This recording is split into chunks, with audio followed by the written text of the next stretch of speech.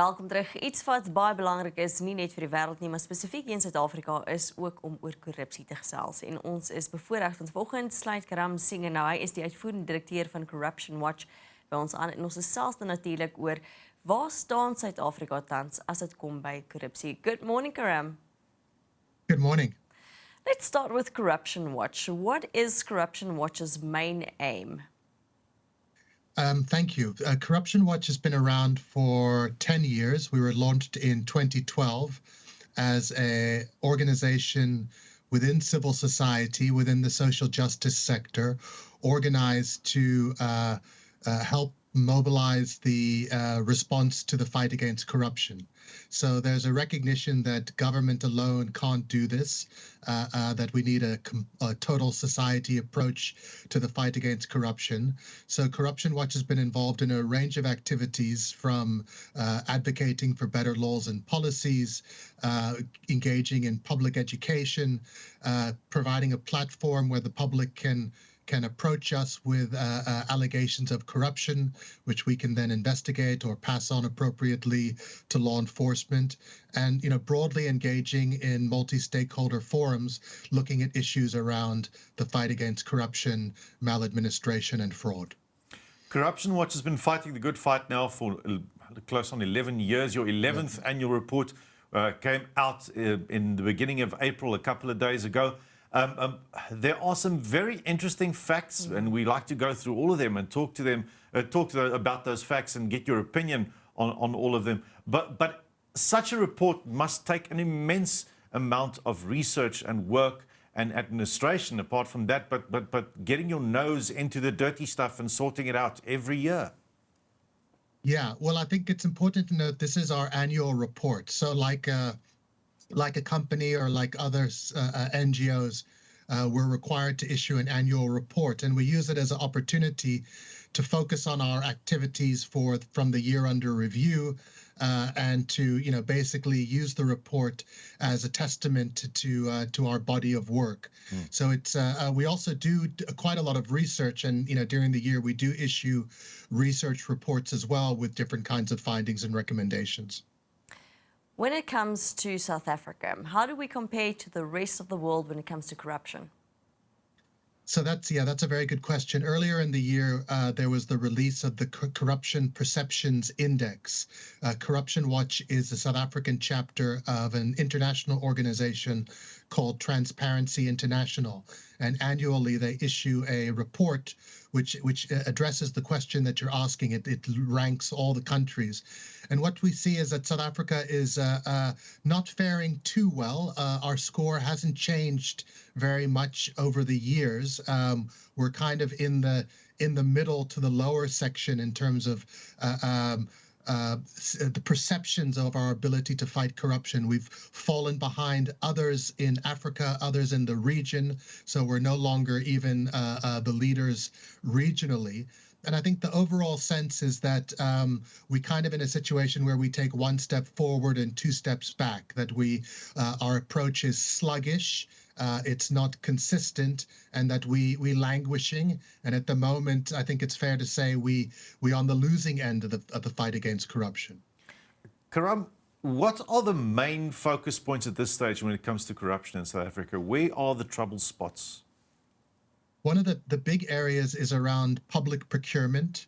We know that that the state, that government is the biggest procurer of goods and services in the country.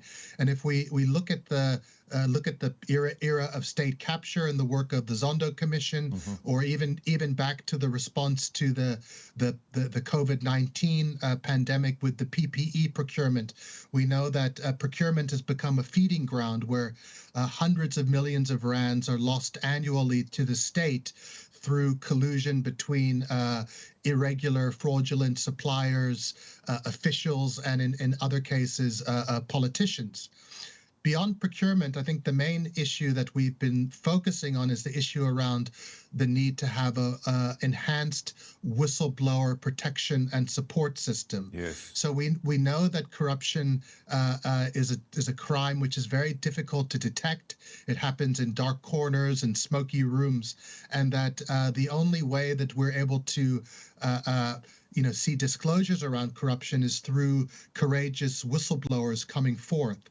And increasingly, what we see is that the environment for people to come forth and provide disclosures is becoming increasingly hostile. Whistleblowers face retaliation. They're vulnerable in their workplaces, and we know that they often have their physical safety under threat. And we've seen some high-profile murders and assassinations of whistleblowers and others engaged in the fight against corruption. So, trying to fix procurement, provide greater protection for whistleblowers, but also to just basically think about how we need to enhance our enforcement and oversight system. So strengthening the response of the police and our prosecution services, absolutely critical going forward. I mean, Karam, you mentioned so many things. You mentioned the Zondo Commission's report. I think although most South Africans realized that corruption was a problem, some people might have been surprised at the level at which corruption is taking place. You mentioned the fact that our whistleblowers, who we are so grateful for, that keep fighting the good fight, very often gets murdered, and we don't really see a lot of arrests happening quickly after that. So I want to know, do you think at this stage accountability is a problem in South Africa? Because I don't feel like we hold people accountable enough for their action, people who are part of the corruption, people who then target the whistleblowers.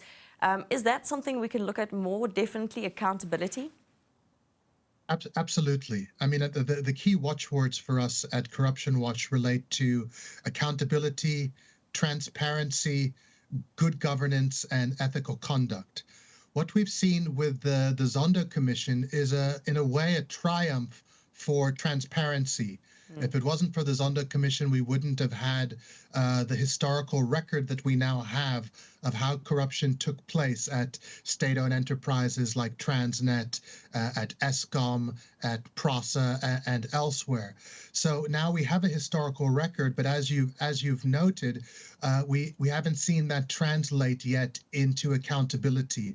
And when we talk about accountability, we're talking broadly about the idea of consequence management, so that those who are implicated in corruption actually have to answer a case. And that could be a criminal prosecution. It could be in the form of trying to recover stolen assets. And in the case of going after private sector or corporate entities involved in corruption, ensuring that they're blacklisted and that they're barred from doing further work with government. So we know that the MPA went through a very difficult period under state capture, and that they've now enrolled a number of high-profile cases. So those cases now must work their way through the courts, hopefully with successful prosecutions. Karam, the work that Corruption Watch is doing it's such a brilliant entity. 38,000 complaints since you started in 2012. You've acted on the Judge Zondo in the Zondo Commission actually mentioned Corruption Watch as someone pointing the direction of where the country should be going with the situation.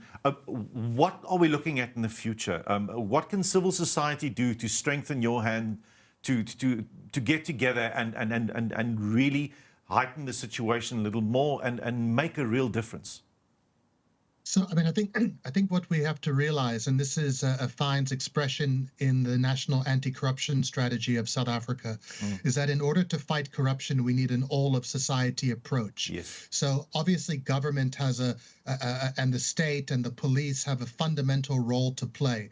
But whether it be in the context of civil society or in the context of the private sector, we all have a role to play. So we speak about the need for an active citizenry, that as members of the public, that we are prepared to come forth and make a stand against corruption, that we won't participate in corruption, that we won't look the other way, and that where possible, when we do see a corruption, that we do report it. So, the onus is upon all of us coming together and making that commitment, and doubling down on issues around ethics and around integrities. And I think in this way, we also need to think about how we go back into schools and engage the youth and young people, because they really are our future. Wow. Absolutely. Karam, thank you so much for taking time to speak to us this morning about corruption and the work Corruption Watch does. We really appreciate it. Thank you so much for this opportunity and for having me on the program. Daar het jy dit is Karam Singh, uitvoerende hoof, hy is natuurlik van Corruption Watch en daar hoor jy dit ook nou self, jy kan 'n verskil maak, staan op vir dit wat reg is.